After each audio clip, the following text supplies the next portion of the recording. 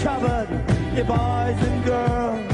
London calling. This is a very special London call-in. This is Wembley call-in, live from the National Stadium, Wembley Stadium, where, of course, in 44 hours' time, QPR will play Derby County in the Championship playoff final. And I have to be honest, the next 60 minutes are not going to do your nerves any favours whatsoever. I'm delighted to say I'm joined by Ian Taylor and Brian Melzack. Ale Faurlin will be joining us as well very shortly. Brian, firstly to you, you're grinning like a Cheshire cat. How are you? It's great, but I'm a bag of nerves. Once I walk through the doors at Wembley Stadium, absolute back, the reality of it, just looking behind me, it's here. It's what, 44 hours time. This place is going to be buzzing. There's an enormous stadium, 90,000. It's going to be packed with 40,000 QPR fans, 40,000 Derby fans. It's going to be a full house. A lot of, if you like, genuine fans. The FA Cup lose a lot of seats to the corporate areas.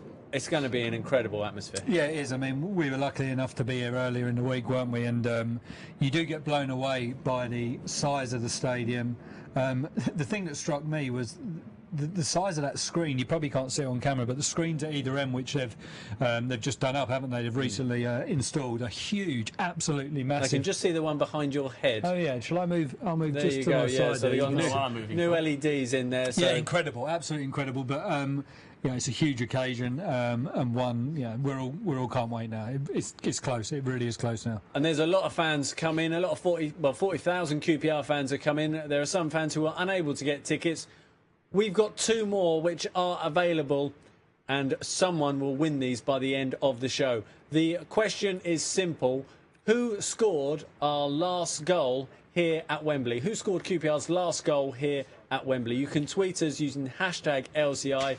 Give us that name and you could win 2 tickets to Saturday's game. The important point before you enter is that you would need to be in a position to collect these tickets from Loftus Road tomorrow. So you would need to be able to come down to Loftus Road in person at some point tomorrow, Friday, to collect these tickets.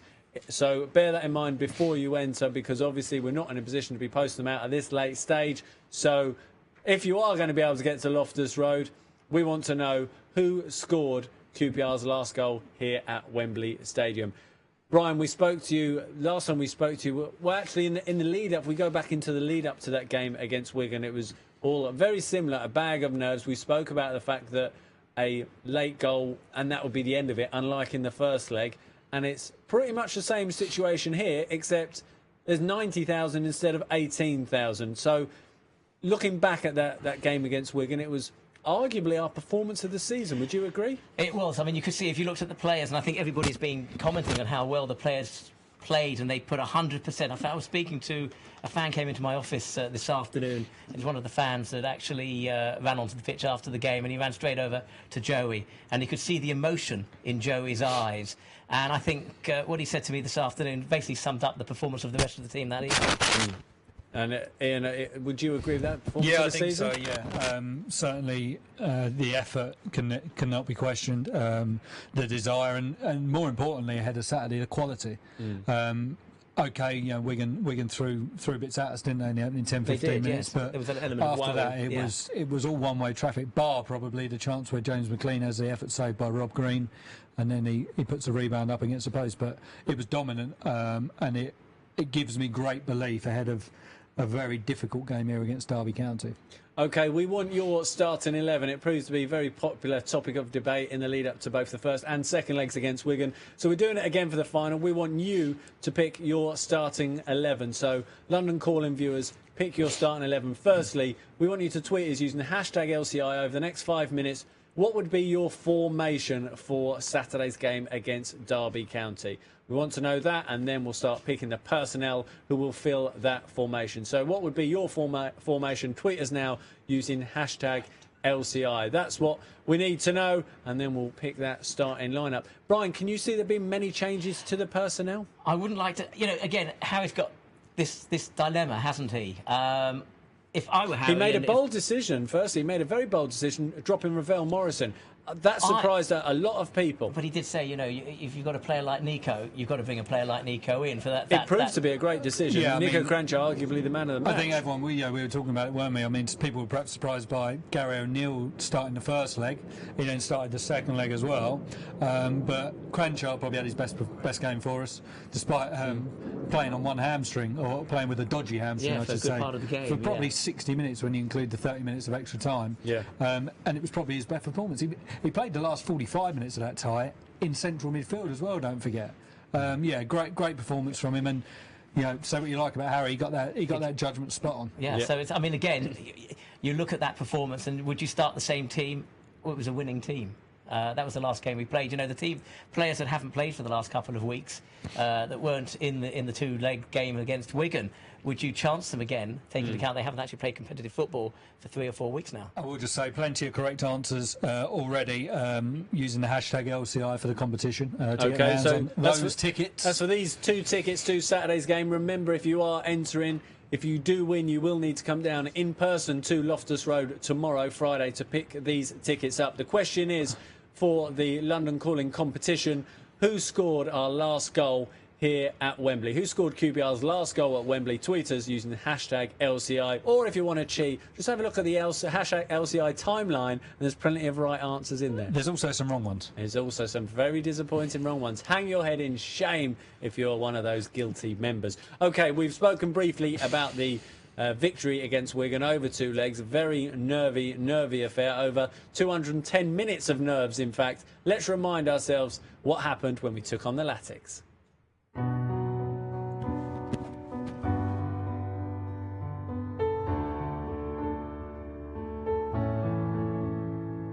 Today we get a look at what Harry Redknapp hopes will be the side to propel the Hoops to Wembley.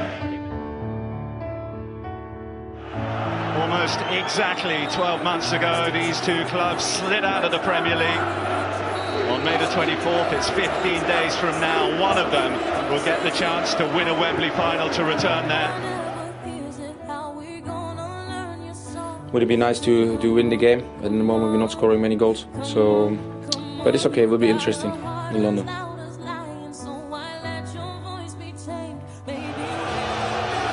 Well, all that we do know about this one is that by the time we finish here tonight, the lineup for the Championship Playoff Final 2014 will be complete. Really good ball in, and the breakthrough comes from James Birch. 9 minutes on the clock, and Wigan hit the front. Has he got enough on that? McLean steals in, and Green goes to ground. Mark Clattenburg, what's he going to give here? He's going to put McLean. And this is a fantastic decision, I feel, from Mark Clattenburg. It's going to be fascinating to watch the way in which Harry Redknapp calculates the risk to be taken. At some point, they're going to have to start to throw a little bit of caution to the wind. Not yet. Still early days in the second half, but the moment will come surely. And that's an amazing stop. If this goes underneath his body and goes into the net, Wigan are at Wembley. Hoyland. Zamora. Hoyland. Now he was caught. Penalty. Well, a lot of talk in the build-up to this match as to whether these sides have been practicing penalties. Charlie Austin keeps Queen's Park Rangers season alive. Probably the biggest pressure penalty he's faced in his career, and he coolly slots it home. Oh, what a fascinating, tense contest we have here, and this one will go all the way. Extra time required to separate Uwe Rosler's Wigan and Harry Redknapp's Queen's Park Rangers.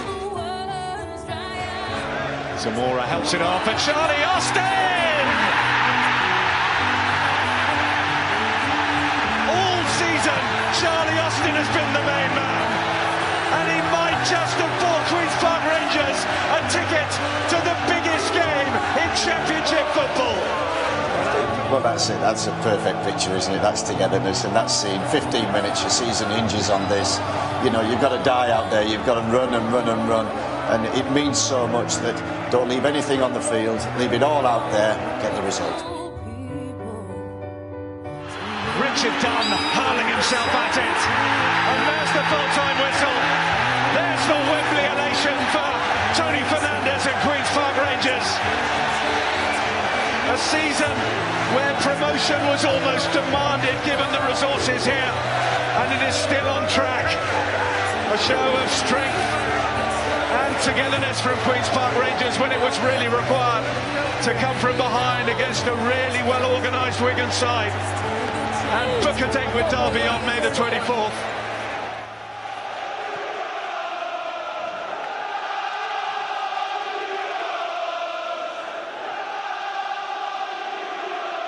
Okay, an incredibly emotional night at Loftus Road. I'm delighted to say I've now been joined by Ars midfielder Ale Faurlin. Ali, thanks very much for joining us. Our apologies for the traffic around this part of northwest London.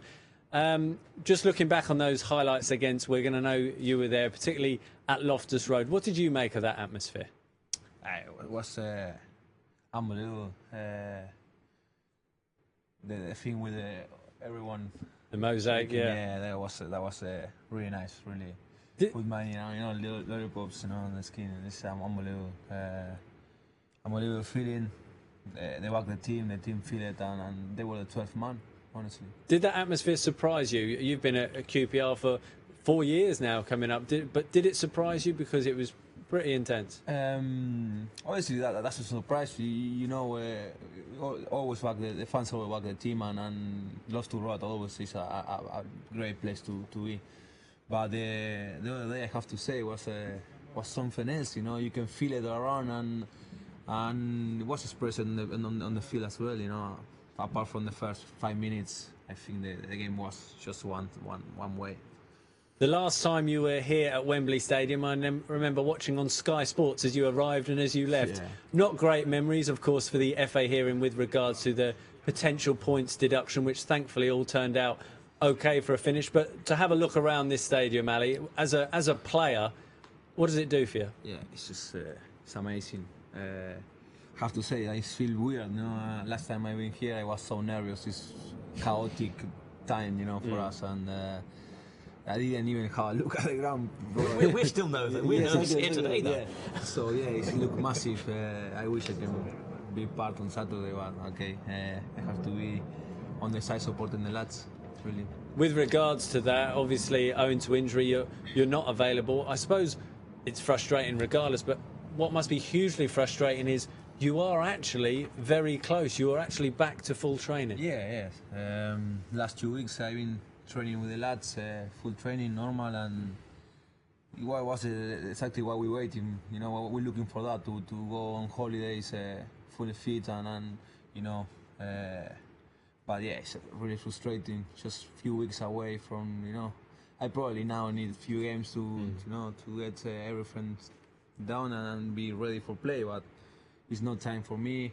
Sadly, yeah, I'm really happy. I have to be happy, because it's been long 6 months, very hard work. It's been, and I'm fit, so I'm very happy and fully supporting the lads. You must be very pleased to come back well ahead of schedule as well. You've done incredibly well, and the QPR fans have been urging you on every step of the way, haven't they? Yeah. As usual, with my first injury been the same, and with this one was even better. So obviously, every time I can, I just thanks them, because it's amazing the support I have every day. Even when I go to shop or whatever, I always find some nice and QPR fan. I have a nice conversation with them, because it make you feel like probably like your family, So it's nice. You talk about that family and the togetherness of the whole club, but what's been really noticeable over the last, pretty much this season, but really in the last couple of months, and certainly in that playoff semi-final second leg against Wigan, is the togetherness of not only the playing staff, but also the physios, the masseurs, all the coaches. An incredible bond seems to exist. Yes.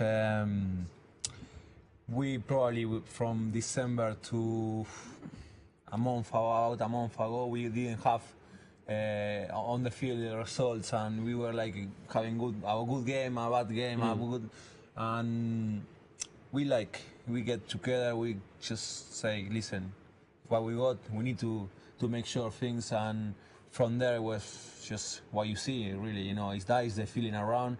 that's why you see, that's why you get in the field that togetherness, that performance as a team, you know, and everyone put the ego on the side and play for this club, and you can see it. And with that performance in the playoff, that was an extra, you know. Everyone now like really believe like we're gonna do it. So that is pretty a nice feeling to have. And Brian, as a fan, when you see that togetherness of the playing staff, of also the coaching staff, what does it do as a supporter to see that, especially after the last couple of years that we've had? Again, you say after the last couple of years where we didn't have it, and we all know that.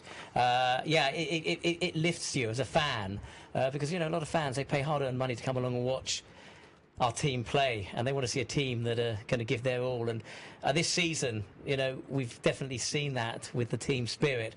And I think after Monday night's game the other week, you could actually see it in the eyes, as I say, of all the players. And I think it lifted and boosted the fans. And you could see that from the response of the fans throughout the whole 120 minutes of that game. And, you know, Rob Green was saying that in his 19 years of playing football, he's never experienced an atmosphere like he did at Loftus Road that night. I think the important thing is, though, that, you know, whilst winning in the start we did and creating the atmosphere we did, we've still got the biggest challenge that lies away. I mean, we've been at the training ground this week, Paul, and, you know, there is a focus there, there's a determination. You know, everybody's saying we're going to find a way, and that seems to be there. You know, whilst, you know, we didn't win anything by beating Wigan. We've just qualified for a final, a winner-takes-all final for the Premier League, and I think that's certainly not gone unnoticed at the training ground. There still remains that focus that the bigger test lies in weight. Would you agree with that, Ali? Yeah, completely agree.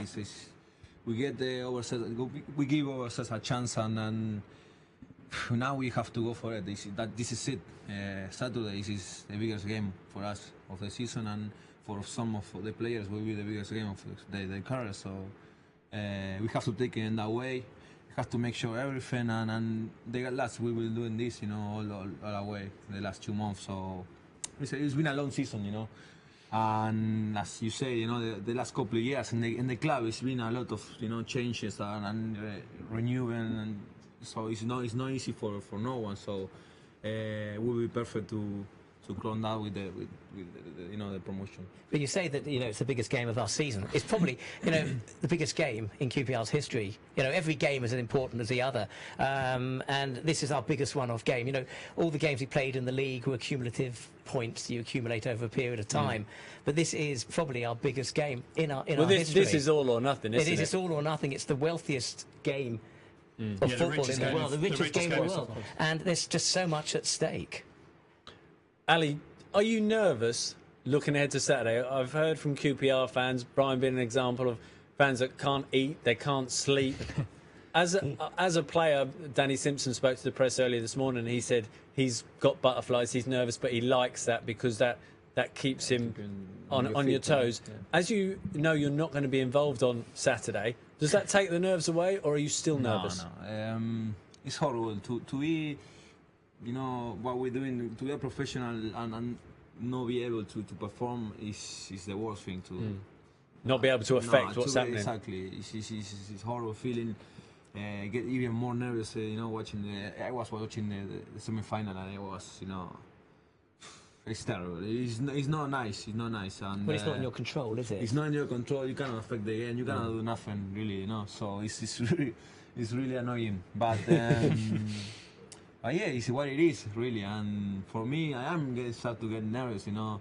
It's the week get like very long, you know. It's like you already want to be here. We sat to the 3 o'clock and ready to bounce back, you know. I saw a picture of you and your little boy watching the first leg, and he was togged out in his QPR gear. Is he nervous for Saturday? Oh yeah, he's a big QPR fan, you know. He's the one. So yeah, he will be coming with me. We will be sitting here and watching the lads perform.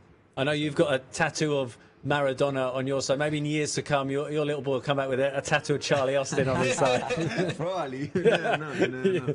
And I know we're grateful for you coming along tonight, but I know earlier today you, Ian and Joey Barton met up with a QPR fan, Alfie Preston, who sadly is terminally ill. Firstly, Ian, what's the story and how did that all go? We were contacted, and Ali was contacted, and various players were contacted by the family of Alfie Preston, who's suffering from a neurodegenerative disease, which is terminal, unfortunately. And he's recently moved into a home in Ealing, and both Joey and Ali were kind enough to go and take an hour or so out of their schedule this afternoon to spend some time there. And it was great, Ali, wasn't it, to put a smile on his face? It's a nice feeling, make you feel good, and that was all. And to see him have a great time with us, make you feel really good. And it puts things into perspective, doesn't it? Of course. You have to be, as I said to you before, you have this perspective, make graph to the ground and make you realize life sometimes, it's not just about,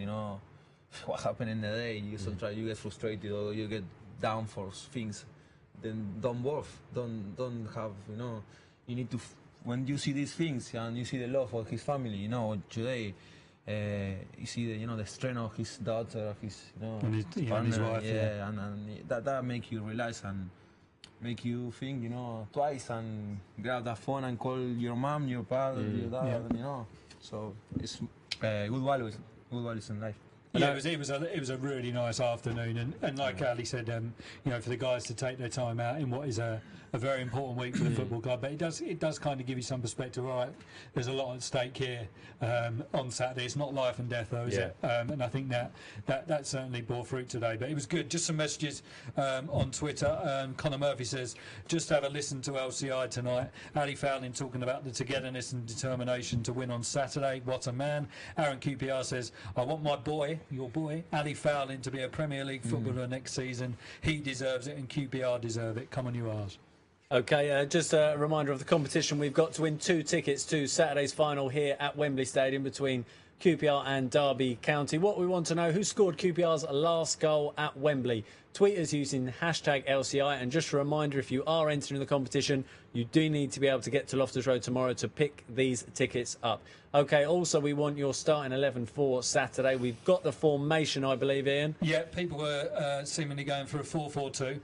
So obviously we've lined up 4-5-1, 4-3-3, 4-4-1-1 throughout the season, but the majority are going for a 4-4-2. I think everybody's going to go for Rob Green in goal. Okay, no so let's disrespect to Ryan Murphy, but I think Green has probably got that one sewn up. So let's go straight into the back four then in a 4-4-2. Tweet us using hashtag LCI. Who would make up your defence for Saturday's game between the R's and Derby County? Ali, with regards to next season, a fan alluded there, they want you to be a Premier League player. They want you to be with QPR in the Premier League. Like a number of players, you're out of contract in the summer. Fans are desperate for you to stay at the club. What's the latest you can tell us regarding your future? Obviously, it's an uncertain future. I'm a little bit in the air, which is having in consideration I'm 20 years old. You see yourself settled and relaxed. It's not the situation, but we're talking with the club, and the club expressed they want me to be here the next season. So obviously we're waiting for everything to finish, and we go for there. I think it's not just me; it's a lot of the lads, a couple of the lads in the same situation. So, but you want to be here next year. You see your football at QPR. Yeah, of course. I've been here long enough. I think I feel like at home here, and obviously having these injuries, I just hope to be able to be fit and to play my football and have no more problems.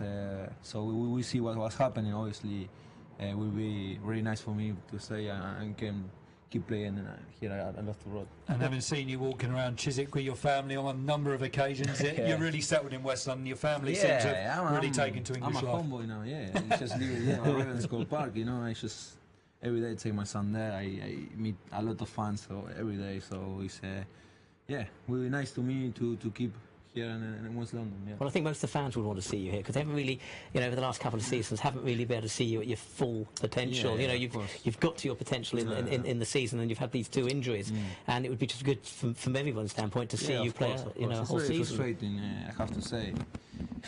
Sometimes you ask why, but that is not me. I just try to bounce back and to work as hard as I can to get back in the pitch, and and I'm very proud for myself having these injuries. How I approach, I surprise sometimes for myself, and this is life, you know. As I say, doesn't matter how many times you go down, you have to pick yourself up and be ready to go again, and that's it, you know. That's me, and I will never change. So I will be ready for next season. How much has the rehab process helped by having? I know Frankie Sutherland had a very similar injury to yourself. Obviously, Matty Phillips has been in the treatment room. Charlie Austin for a period this season. Jermaine Jenas, unfortunately, now. Do you all buoy each other up? Do you all keep each other going when times are hard? Yeah. We just pick ourselves and keep it very close together. You know? And it's tough. It's tough times when you are out, and even more when this is like kind of low injury like I have. But now it's, you know, Sheisha is having it, and we're trying just to lift him up and making sure he's not alone, you know. The group, the staff, everyone in the club has been very nice with me, and we are here for the other, you know. It's not just about Faurlin, about the Chenas, about Barton. This is about the club, about everyone.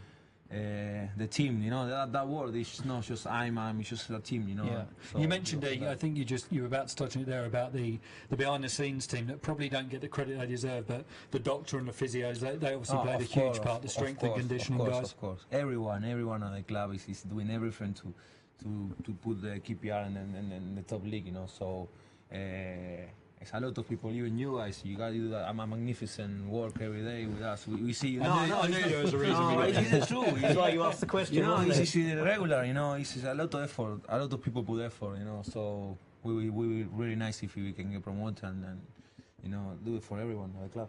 Fingers crossed. Joey Barton is a player that you'd really struck up a great understanding with on the pitch at the time of the injury. How key has he been to our success this season? It's fair to say at the start of the season, not too many QPR fans wanted him back at the club. By his own admission, he didn't plan on coming back, but probably typical, as is Joey, he's completely turned everything around, and QPR fans are loving the impact he's having on the team this season. What sort of impact is he having behind the scenes? No, obviously, Joey, you know, Joey how it is, and he takes himself this, and in the beginning of the season, even myself, we were like, a lot of the players were a little bit in the air, you know. We didn't know what was going to happen, but we showed we wanted to be there, we wanted to be part of the season, and the manager as well started to understand that, and Joey turned very important for us, and he's a leader. We have a lot of leadership in this team, you know, a lot of experience. He's one of them.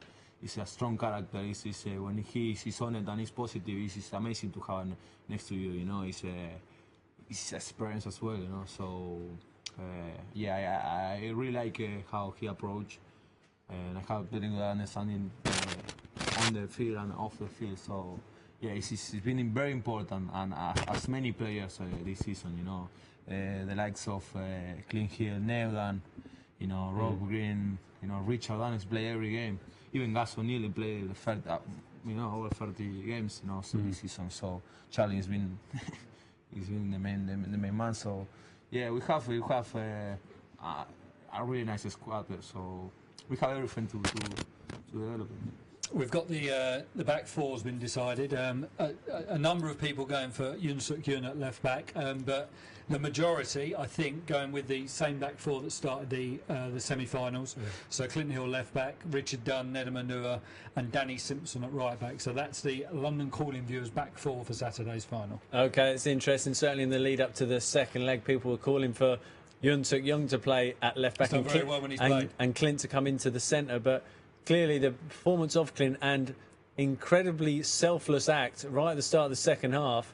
He had a conversation with Harry Redknapp at half-time and said, I think we can exploit Wigan down the left side, but I can't do it. Yoon can. So Harry said, let's give it 5 minutes. If they haven't changed their shape, we'll make that change. And not too many players would do that, would they, Ali? In such a massive game, say, we can win this, but not with me. Yeah, this is what we were talking about before, you know. That togetherness, that team performance, you know, we need that. And we have proper mans here, proper professional leaders, very leaders, experienced players who've been long enough in the game, clean. They're proper managers on the field as well. So it's really nice to have them. And probably I said today, I saw him today in the training, and he just keep going up and down. And he see the picture, you know. Sometimes he cannot do that, but he see the picture so well, you know. So having, you know, if Niko's playing there, Niko come inside. So he keep coming overload. You know, Niko never gonna get the ball there. So just keep laughing. A lot of people are saying on there, so nice. the reason that some people are picking you is because if you look behind, this is a blooming big pitch. Compare it to Loftus Road. 3 metres wider than 3 metres Loftus wider, Road. big pitch. It always looks bigger when you're in a bigger stadium, granted, but and I You think need that's those why little bit more of those legs, a lot won't of you? people are Yes. saying about Jung, but you know, Jung came on after what 53 minutes, something like that, in the home leg, and did very well. So if it is clean that starts, I think, you know, Jung is certainly a good asset to have, as well as Armand Traore, who can obviously bomb on there from left back or left midfield. The good thing is everyone is just waiting the chance. They're desperate to get there and play. So everyone is really ready for the chance. A tough decision That's for good. Yeah, Harry of Redknapp. course. Just before we move on, just a reminder, we need the midfield now. So tweet is using hashtag LCI.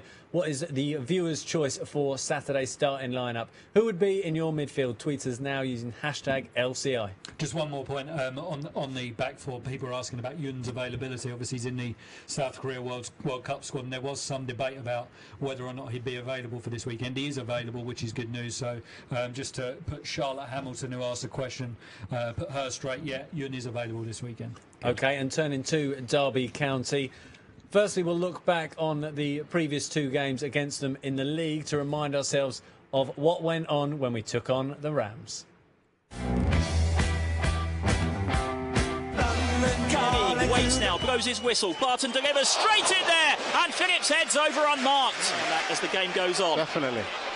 Here go Rangers down the right-hand side. Ball in for Austin. It's fouled. Oh, it's turned in. And Queen's Park Rangers take the lead. Jermaine Genius is the man on the spot. Austin shot saved, but Genius is there. It's QPR 1, Derby 0. And Jake Buxton forward as well. Chipped in towards Buxton at the back post. Won the header too. Comes for a shot at the turn. And Simon Dawkins has equalised for Derby. Absolutely out of nothing. Buxton rose and won the header. And Dawkins volleys home. It's QPR 1, Derby 1. 1-1 here at Loftus Road. Faurlin with the in-swinging corner into the near post. Up rises Austin. And Austin is inches wide with a header. In comes the delivery. In-swinging back post. Up goes Clientele with a header. And Clientele has found the back of the net. And Queen's Park Rangers are back in front. And in that melee, it may actually have been Charlie Austin who got the final touch. Everyone getting... Over the top by Keogh. Here's Martin. What's a... He's got support outside him from O'Neill. He wants space for Kranjcar. Technique. And tipped over. The delivery from Hughes. The punch from Green. Needs to be cleared off the line. They can't get it. Able to pick out Gary O'Neill, who looks for Aaron Hughes. What a save that is. Kranjcar. Here's the Hughes free kick. Buxton.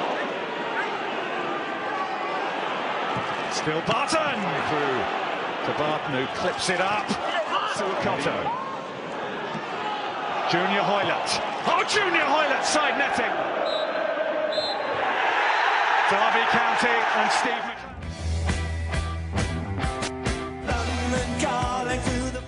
Okay, so 2 very tight games there against Steve McLaren's Rams, and that must be mentioned, of course, Steve McLaren, who spent all pre-season with us through July down in Cornwall, etc., and into September before taking the job at Derby County. You worked closely with him, Ali.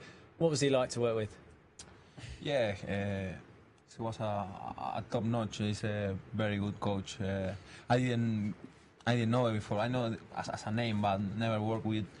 I really enjoy it, and it doesn't surprise me what he's done in Derby. You know, to be fair, and credit to him, obviously. He seemed to have a good relationship with the players. Yeah. He's with us. He's been really good, and now with Derby you can see it. You know, it's the facts. So yeah, happy for him as well. You know, he's as a professional. You know, But not too But happy. no Saturday. No Saturday. Any day, not for Saturday.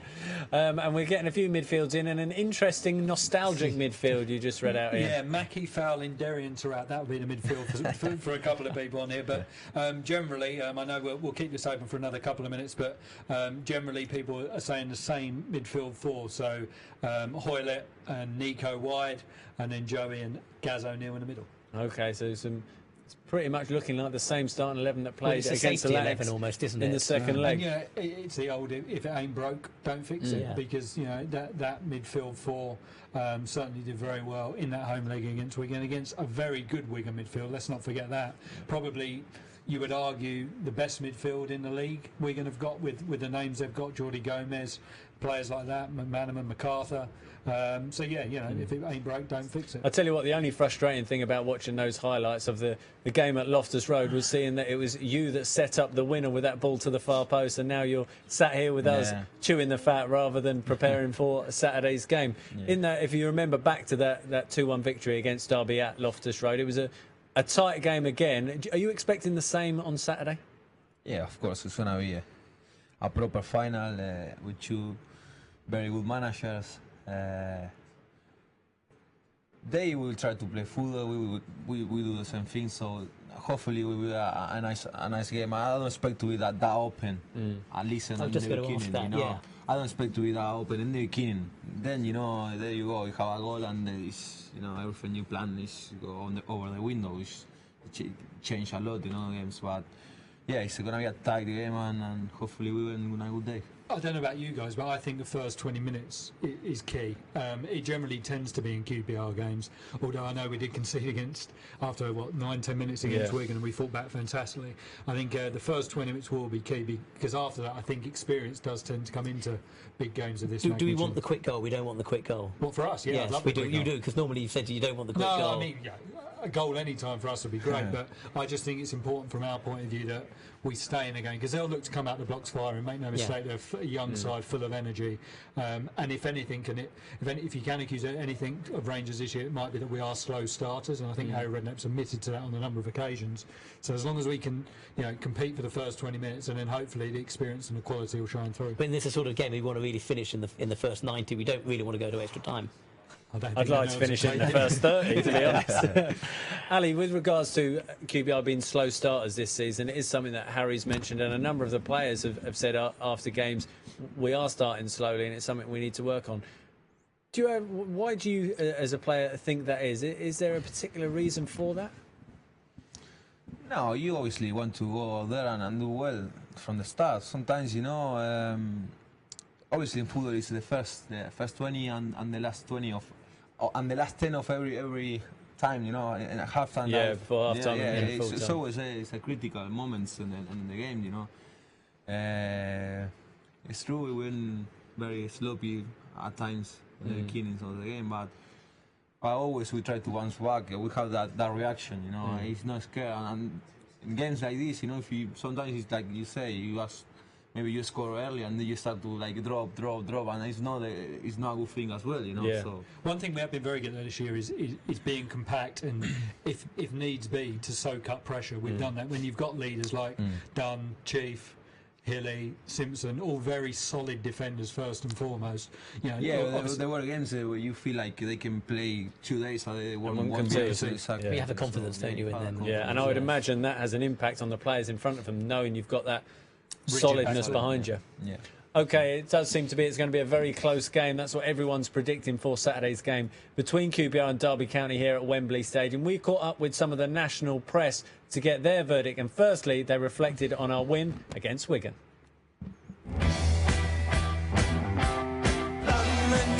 On the victory for QPR, it was hard fought, it was close. What was your view on it? It was kind of, I suppose, looking at it from the psychological perspective almost.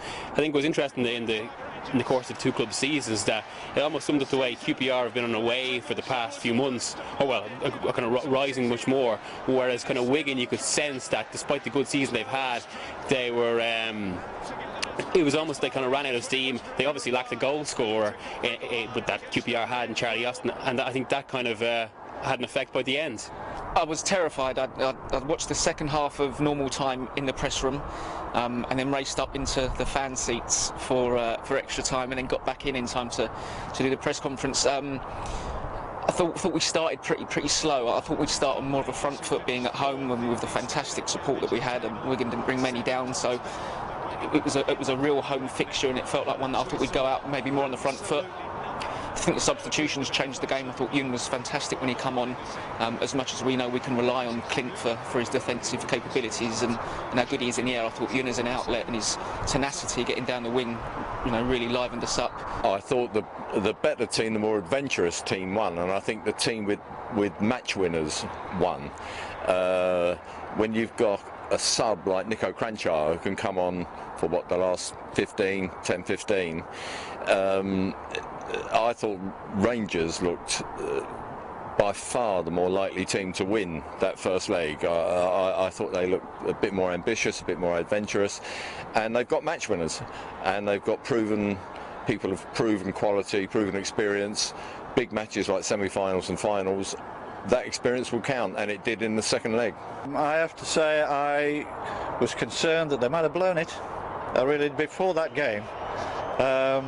But all credit, they did it when it mattered, didn't they? And so it's all down to Wembley now.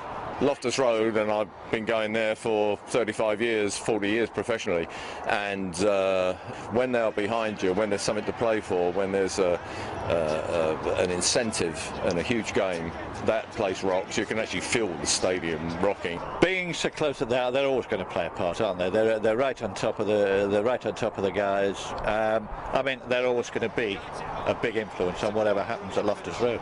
It was absolutely raucous. I mean, but from going to QPR for the last few years, it's it's one thing that always stands out from the club, and yeah, it was absolutely a special occasion. Massive, and far more maybe in the first leg when they went to Wigan. It's great to have 15,000 at home, but you're expected to.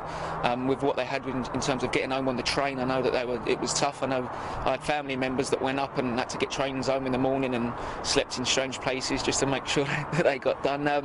So if anything, those fans that went up on the first leg deserve just as much, if not more, credit than the ones that were at Loftus Road, and they'll be huge again at Wembley.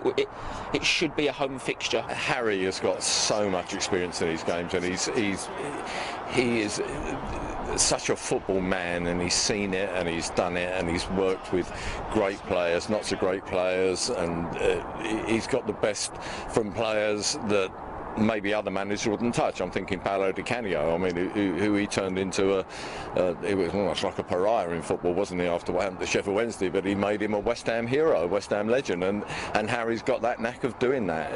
He just brings out the best in people. He picks good coaches around him. Kevin Bond and Joe Jordan. He's got Kevin Hitchcock here, I believe, as the goalkeeping coach. All big characters in their own way, and he's brilliant at doing that, Harry. I think Steve's. The more media he's done, the better he's come out of it. I mean, horrible what happened to him in England and the way he was portrayed.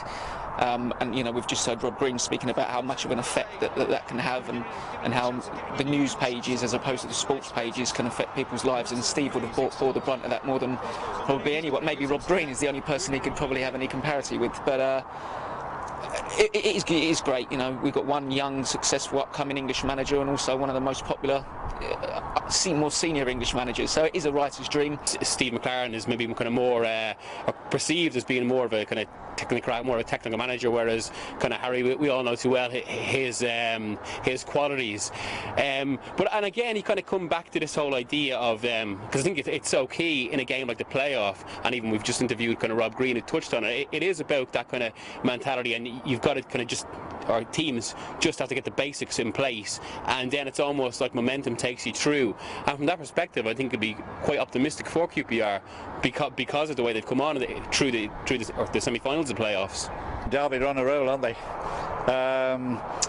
We've just been talking now to Rob Green, and they've all got to be on their game because McLaren's got Derby going. Look, from a personal level, I want QPR to do it, don't I? But it's going to be tough. It's going to be very, very tight. I hope, the heart hopes for QPR. The head, I'm not so sure. I think because of the match winners and the experience that that QPR have got, and they've got that wild card, if you want to call it that, Ravel Morrison, who I have to say a lot of West Ham fans were very surprised that he was allowed to go, and I suppose QPR are very grateful that he was allowed to leave. But people like Morrison and Kranjcar, they can win you games in an instant with a pass, and I think that will count, and I think that will be decisive on Saturday. Actually, I have fancied QPR basically since April. So yeah, I think maybe, well, these games are usually high scoring. 3-2 win for QPR.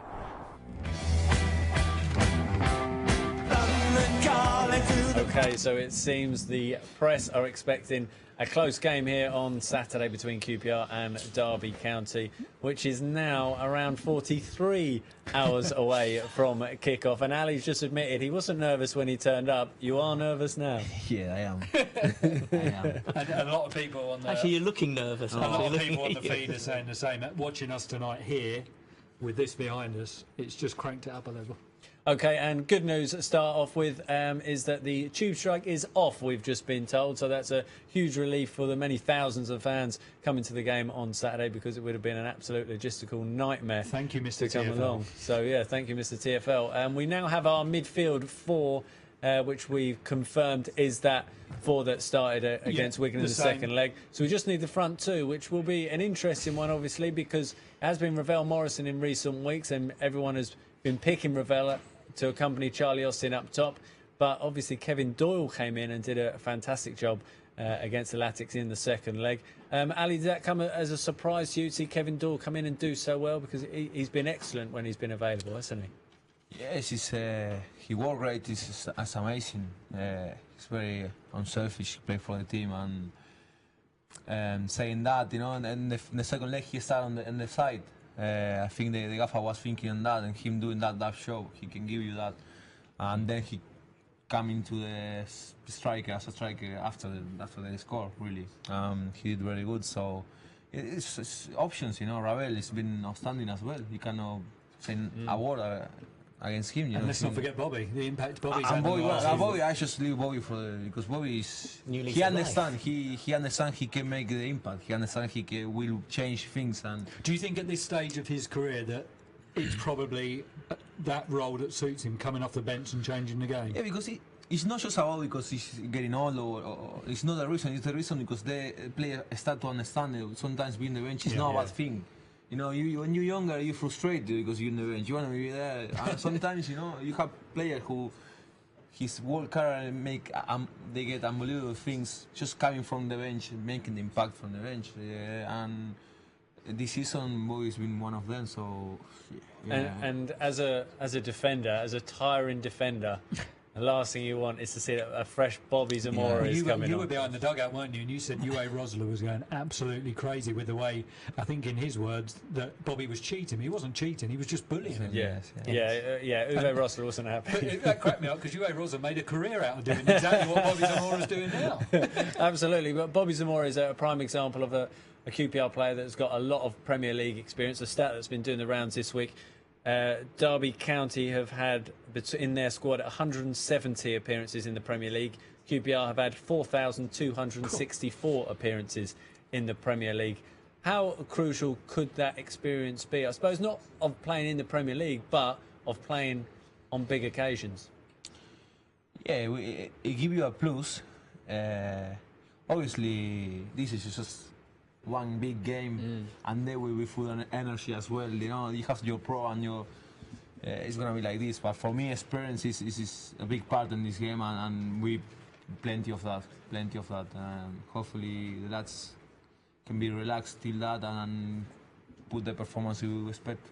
And take us into the dressing room 5 minutes before, or a couple of minutes before the bell goes. So you have to go out. What's going on in that dressing room? Because it's completely private. No one goes in there apart from the players and the coaching staff. A couple of minutes before you guys all come out into the tunnel for a huge game, what's going on in that dressing room? Is it quiet? Well, is it lively? Yeah, it's characters. You know, you have different characters. Each character take in his own way. but definitely it's full of concentration, focus.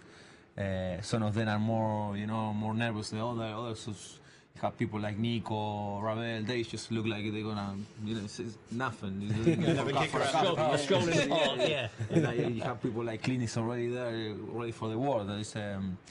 But yeah, that is the nice of the beauty of the game, and of a team as well. You got two ends of the scale: Niko, Kranjcar, and Ravel, who are just having a stroll in the park, and Clint Hill and, dare I say, Sean Derry, who I think used to go and get sick before every game. Yeah. Where does Ale Faurlin fit? Nah, I can kind of be in the middle, I really try to focus on my own, be concentrated, and trying to do the simple things right, I'm position in the field is you have to keep the team tight, and you have to make everything simple. If no one notices you there, you're doing probably a good job. So yeah. It's always. I've always wondered who's the shouters in there. Are there a lot of people that are constantly driving home that message? You saw in the huddle in the semi-final that it was Clint and it was Joey. Are they the main ones that are G'ing the guys up? Yes, you always have. I consider myself as well. I am a good talker on the field, It's very difficult because it's very loud, and sometimes you cannot get even, 5 shouts. Get the message across. Yeah. But you have players, probably Clint, Charlie as well. Charlie is very clean show with Charlie. Very vocal. And then you have Richard. They are very, very intelligent, but they are more like relaxed. They think. And Rob Green, would Rob Green be similar to Danny in that respect? Yeah, they're more like seeing the big picture and always giving the wise advice or the wise message. So yeah, you need to have the different characters in the team. They'll certainly be needed on Saturday. Just a reminder of our competition. You've got 5 minutes left to enter. And what we want to know is who scored QPR's last goal at Wembley. Tweet us using #LCI and you can win 2 tickets to Saturday's game. But just a reminder, if you do enter, you do need to be in a position to pick those tickets up in person from Loftus Road tomorrow. One of the challenges that QPR have had this season in the last few weeks is there was a lot of expectation on QPR finishing in the top 2. When it became apparent that was going to be beyond us, there was a challenge in dealing with that and getting going again. I think it did take a little bit of time, didn't it? Yeah, I think that was the breaking point for us to really understand what was the situation, to accept that situation, and really go from there. But saying that, I think we taken the positive way in the right direction, and we showed that across in the last game, and even in the legs, in the semi-finals. So happy with the team. Everyone is fully focused and pulling the performance. And I suppose it was important, if you're going to miss out on the top 2, don't do it on the last weekend and then go into the playoffs feeling down. Do it early enough that you can, as you just said, accept it and realise what the new challenge is. True what you're saying. Yeah, it's obviously always when you think about it, you have things coming in this way, going up, going up, and getting that like Brighton did, like they get it like very excited, and was nice, and that way will be nice. So yeah, sometimes last year I think Watford was, I don't know who was, like in the last few weeks they couldn't get, and it's tough to get that.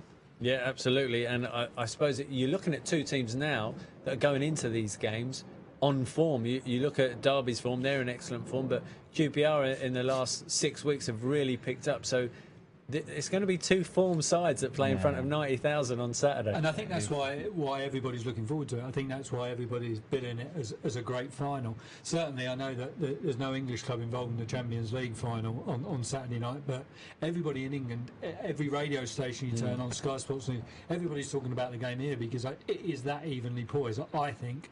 And the bookies, I know Derby are just slight favourites, but they can hardly separate them.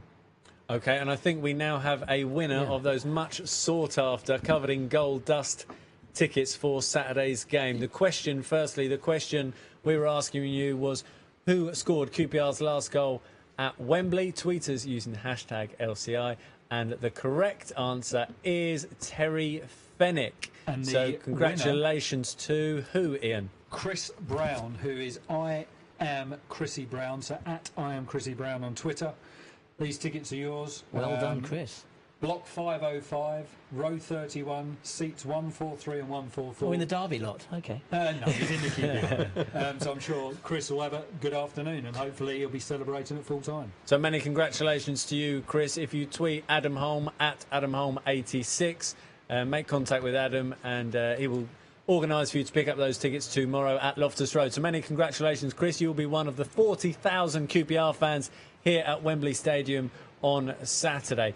Before we go, I suppose it's just a case of, well, firstly, picking that starting 11 for the London calling viewers. We had in goal Rob Green, the back four from left to right. It was Clint Hill, Richard Dunn, Neda Manua and Danny Simpson.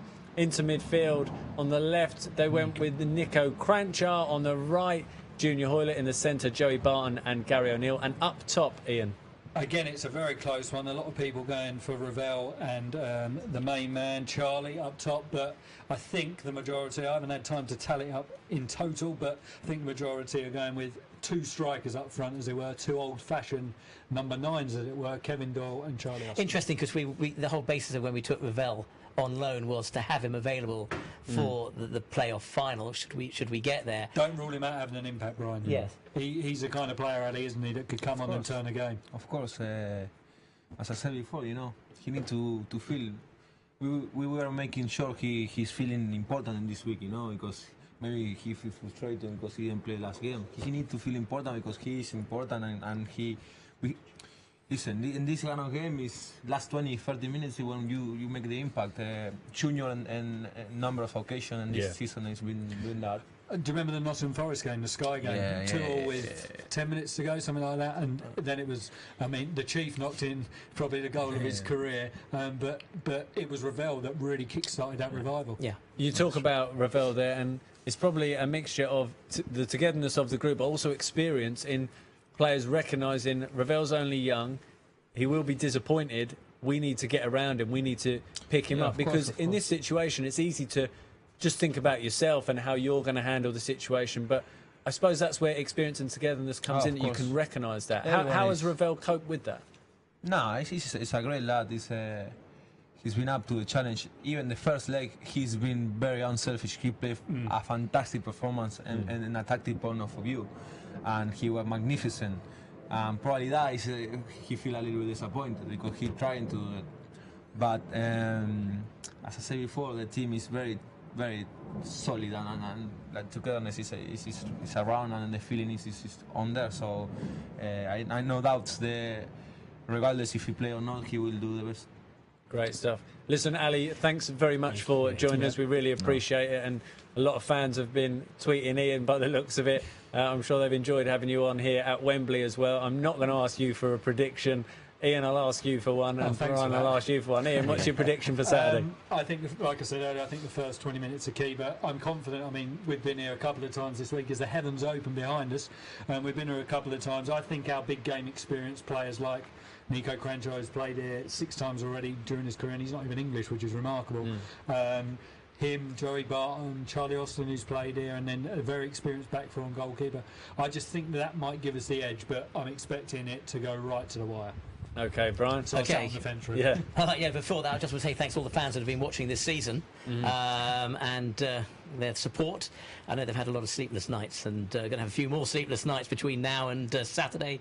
The Wig is one of them, who texted in earlier on, and to Steve in Florida, who's watching the programme as well, wishing us the best of luck. And it's luck we need, and I think it's luck. If the players want it as much as the fans want it, we can do it. And I agree exactly with what Ian was saying, and we've got the experience, and you say we've got Niko, been here 7 times. That's just amazing. It's almost as a home ground for him, and I think that's the edge that's probably going to take it for us. Okay, I asked for 2 predictions, didn't get any. What about yourself?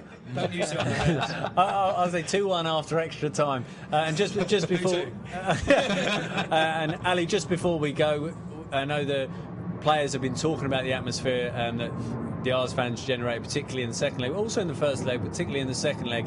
Just before we go, how important a role have the 40,000 Ars fans got to play on Saturday? They are massive for us. We were very pleased all season with the fans, you know, and it's not. I just talking straight here because it is the fact. It's been really really glad to have the support of the fans. So we hope Saturday we can give the performance. We will make sure that performance will be like as everyone expect. So come here and rock, like sing loud and as normal. So hopefully this is gonna be a wonderful day for us. Fingers crossed. Thanks to Ian Bryan. A huge thanks to Ale Faurlin for joining us. 43 hours to go, Ars fans, and 2 more sleepless nights. Thanks for watching.